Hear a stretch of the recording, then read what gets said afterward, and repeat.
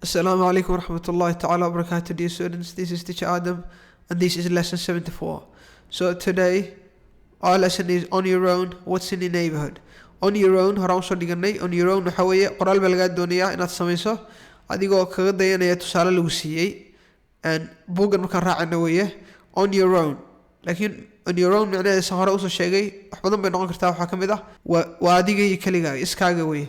qof baad la socotay waad caawinaysa xadanaysa on your own waa adiga iyo maxaan ku raadaya iscaawi anu kuma caawinayo aduu isdabar weeye on your own. And owntan macno badan bay leedahay markaan dhigan doono haddii la yiraahdo on your own hadda iska fahan inay tahay qoraal laga doonayo inaad qorto iskaaga aad u qorto adiga aad qorto laakiin qaabka buugga uu ku socdo waxa weeye tusaale lagu siinaya. Marka tusaalahan ayaad kaga dayn doontaan dadana wax maxaan ku raadaya shaqo lagu diri doonaa. Shaqooyinkan la idin dirayo hadda la sameeynayo ka shaqeeya oo soo dira because you can only learn when you do the assignments and the homeworks and the work and you're corrected. That's how we learn. Don't make it a passive exercise. Ha ka dhigin wax passive. Passive waxa weeye passive xaga aad ku aragtaan passive waxa weeye qofka inuu iska daawado waxba aanu sameyn waxba aanu gacmaha ka sameyn iska daawado. Don't be passive, be active. Active xaga waan ku qoray active qofka waa nashaad inuu leeyahay wax uu sameynayo weeyaan. What is in your neighbourhood? Marka su'aashan qaab badan baa maxaa ku loo dhigi karaa. Hadda say u qoran tahay what's in your neighbourhood waxa weeye xaafadiina goobaha ku yaala la weydiinaya maxaa goobo ku yaala maqaayad mi ku taala Allahumma salli ala sayyidina Muhammad isbitaal mu ku yaala school mu ku yaala su'aalo noocaas oo kale what's in your neighbourhood maxaa ku yaala xaafadiina. Marka iyadoo si kale loo isticmaalo aan maxaan ku raadaya inay tuso kaba soo qaad shandad buu qof sitaa shandad buu sitaa waxaad ku oran kartaa what's in your bag. Marka waxa laga soo gaabiyay what is waxan waa contraction baa la yiraahdaa waa la soo gaabiyay. What's in your bag shandadaada maxaa ku jira. What's in your bag shandadaada maxaa ku jira. What's in your bag waa bag waa shandad. What's in your bag shandadaada maxaa ku jira. What's in your mouth hooyo kale ilmahaaga yar isagoo afka wax ku sita day aragto waxa ku oranaysa what's in your mouth. What's in your mouth afkaaga maxaa ku jira. You can say what's in your room qolkaaga maxaa ku jira. What's in your house maxaa ku jira gurigaaga iyo wixii la mid ah. What's in your neighbourhood xaafad maxaan ku raadaya xaafadiina maxaa ku yaala ama maqaayada ama masaajida ama iskuul iyo wixii la mid ah. So let's continue. Is there? Yes there is. No there isn't. Marka waa su'aalo iyo jawaabo. Marka su'aalaha iyagoo dhameystiran waa kuwan. Is there a restaurant in your neighbourhood? Is there a restaurant in your neighbourhood? Is there a restaurant in your neighbourhood? Marka neighbor tan waa American Britishka waxa weeye all you xagga waan ku qoray waka horena u soo qoray neighbourhood ereyga neighbor samba loo qoraa and British English they write it like this neighbourhood. So they put a you there. Neighbourhood. Is there a restaurant in your neighbourhood? maqaayad miyuu ku taala xaafadiina. No there isn't. No haddaanay maqaayad ku oolin waxaad oranaysaa no there isn't. Maya kuma taalo. No there isn't. ka war hadday ku taalo. Is there a cafeteria in your neighbourhood? wax cafeteria. Is there a cafeteria in your neighbourhood? Is there a cafeteria in your neighbourhood? Is there a cafeteria in your neighbourhood? Cafeteria horaan soo sheegay. Cafeteria oo cafeteria oo ka sawirka ka xaga weyn soo dhigay. Is a cafeteria. And waa maqaayad laakiin qofka marka hore lacagta uu bixinayo tan wuxuu iibsanayo la soo siinayo. Waa maqaayad caadi ah laakiin way ka duwan tahay. It's called cafeteria. So is there a cafeteria in your neighbourhood? Cafeteria miyuu ku yaala miyuu ku taala xaafadiina. Yes there is. Hayo way ku taala. Where is it? Marka wuxuu doonayaa cafeteria in goobta ku taala inuu ogaado. Dadana muxuu oranayaa where is it? Meeday cafeteriada meeday ama aaway. Where is it? It's on casharadii hore usoo dhiganay wey.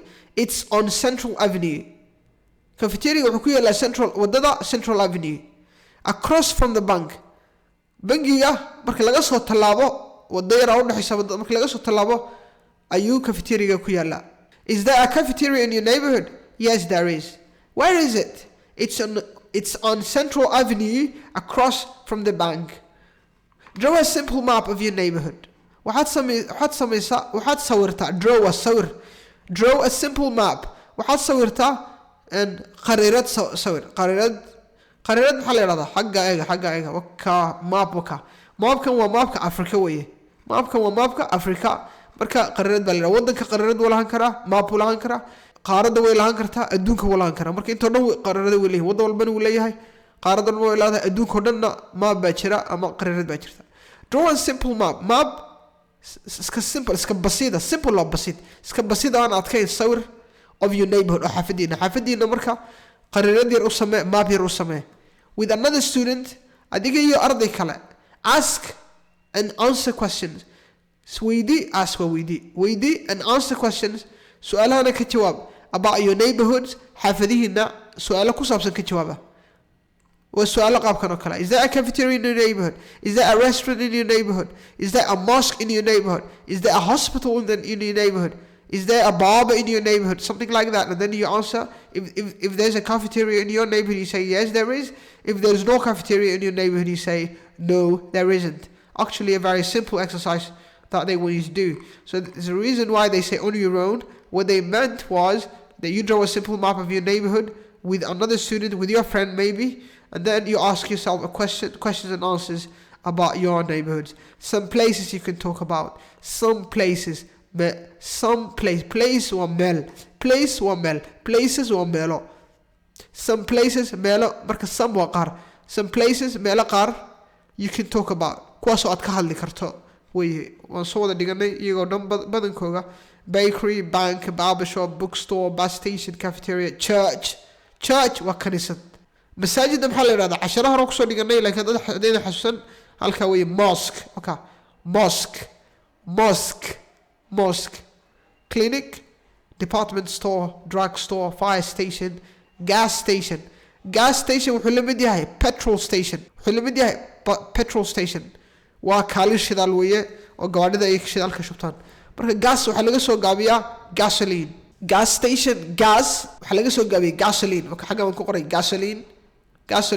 marka gas station waa petrol station oo kale. gas waxaa laga soo gaabiyay gasoline. marka xagga waan ku qoray gasoline and petrol are the same. Petrol and gasoline are the same. In Britain they use petrol. In America they use gasoline. So a gas station, it's like petrol station. They mean the same thing. Hair salon, health club, hospital, hotel, laundromat, library, movie theatre, park, police station, post office, restaurant, school, supermarket, train station, video store. So our lesson ends there, dear students. I leave you with Assalamu alaikum wa rahmatullahi ta'ala wa barakatuh. And dear students, in case you have any question whatsoever with regards to learning English, please you can ask in the comment section. If you want the book, please, most of you have my number. You will find my number under the video. So if you want this book and you have other questions, my number is under the video. Use that number to reach out to me, to contact me, and I'll be more than willing to answer all your questions and send you the book. Assalamu alaikum wa rahmatullahi ta'ala wa barakatuh.